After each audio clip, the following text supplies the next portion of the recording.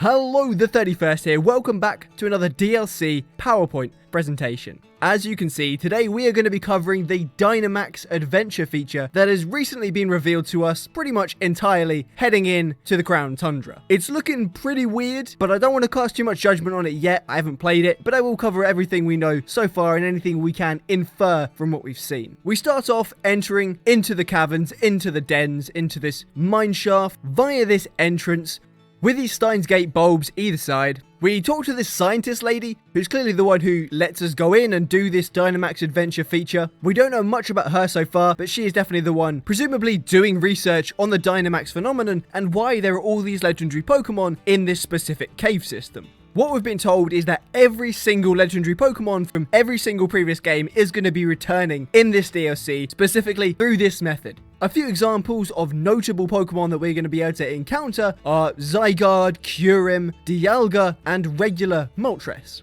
These are obviously very interesting because stuff like Dialga, Palkia, Giratina, maybe even Arceus, although that's not confirmed, there's a mythical in it.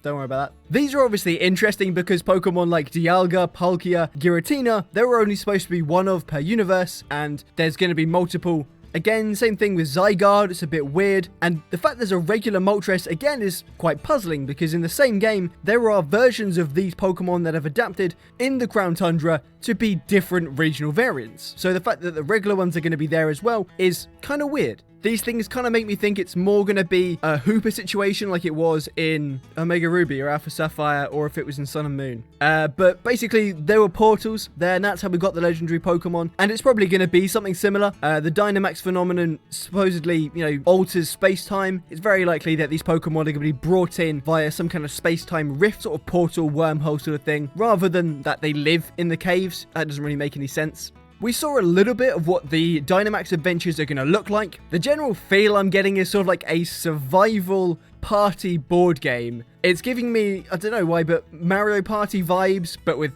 Pokemon and boss fights along the way. There are multiple interconnecting branching routes. As a team, you pick a route to go down and you follow that route. Along the way, there might be items. For example, there are a pile of berries there, probably for healing your Pokemon. And there are mini bosses along the way, Dynamax battles that you have to do. As you can see, there's a variety there. Alolan Sandslash, Altaria, what might be a Seadra, actually. It's kind of hard to tell.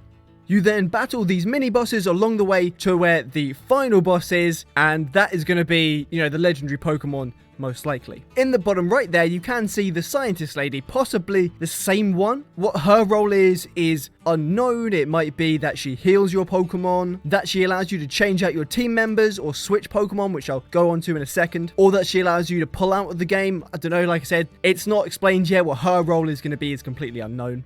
So, you battle the mini-bosses, you go down the different routes, and at the end of it, there is the final Dynamax raid boss that you have to battle, probably a legendary Pokemon or a rare Pokemon of some kind. Now, like I said at the beginning, this does appear to be a survival-oriented game. As you can kind of see in the top left there are hearts, there are lives that the trainers have when they go in, and I imagine every time a Pokemon is lost or a team is wiped out, you will lose one of those hearts, and when you lose all of the hearts, the team is ejected from the raid den. And they even said there's going to be an endless mode, so you can just keep doing this, until you lose all your hearts, all your lives, instead of just when you beat the final raid boss. Now, obviously, this is co-op. I assume you will also be able to do it with NPCs. But the bit that's kind of the bit I like the least is this bit. Basically, you are going to be renting Pokemon rather than using your own. As you see here, there's a selection of Pokemon that you get to choose from, with various moves and abilities, and the trainers in this example are just picking the top one, going along and just doing it one at a time like that,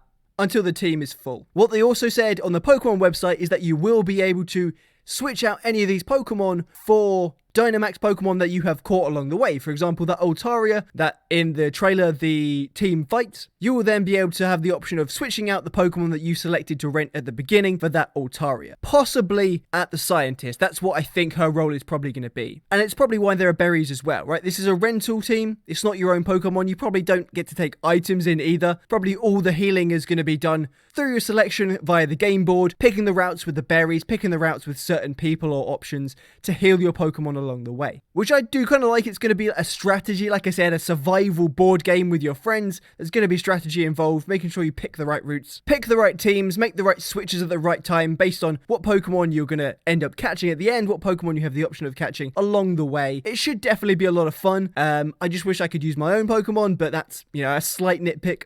But yeah, that's basically everything that we can infer from the information we have and anything we've actually been told for real concrete so far. It's not a lot, but it does explain pretty much everything I think about the game. Let me know what you think below. I personally think it's going to be quite a lot of fun. Like I said, if you have any thoughts, leave them down below. I'd love to hear it. I think that's about it. Do the usual stuff. Please subscribe, like, comment, anything. Okay, bye.